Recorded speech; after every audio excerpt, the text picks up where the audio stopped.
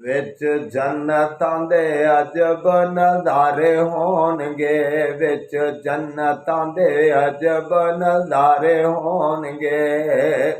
ਉਥੇ ਰਹਿਮਤਾਂ ਦੇ ਚੱਲਦੇ ਫਵਾਰੇ ਹੋਣਗੇ।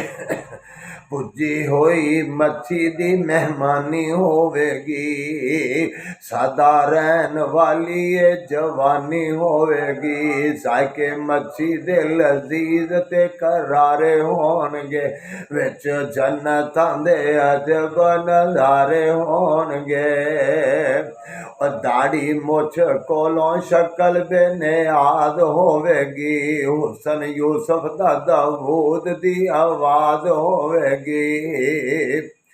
32 ਸਾਲਾਂ ਦੇ ਜਵਾਨ ਉਥੇ ਸਾਰੇ ਹੋਣਗੇ, ਵਿੱਚ ਜੰਨਤਾਂ ਦੇ ਅਜਬ ਨਜ਼ਾਰੇ ਹੋਣਗੇ।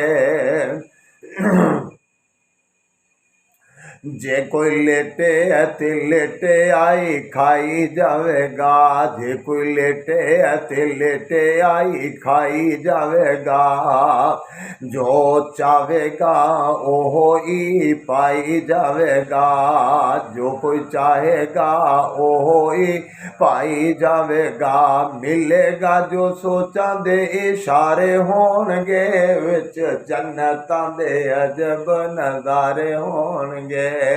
ਖਾਂਦੇ ਵਨ ਦੇ ਸਵਨੇ ਉਥੇ ਫਲ ਹੋਣਗੇ, ਸੋਨੇ ਚਾਂਦੀ ਦੀਆਂ ਇੱਟਾਂ ਦੇ ਮਹੱਲ ਹੋਣਗੇ। ਖਾਂਦੇ ਸੋਨੇ ਤੇ ਖਾਂਦੇ ਵਨ ਤੇ ਸਵਨੇ ਉਥੇ ਫਲ ਹੋਣਗੇ, ਸੋਨੇ ਚਾਂਦੀ ਦੀਆਂ ਇੱਟਾਂ ਦੇ ਮਹੱਲ ਹੋਣਗੇ।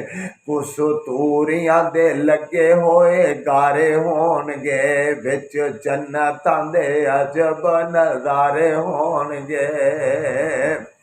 ਕਿੱਡਾ ਸੋਹਣਾ ਸਮਾਂ ਪੁਰਬਹਾਰ ਹੋਵੇਗਾ, ਜਿੱਥੇ ਸੋਨੇ ਅੱਲਾ ਦਾ ਦੀਦਾਰ ਹੋਵੇਗਾ।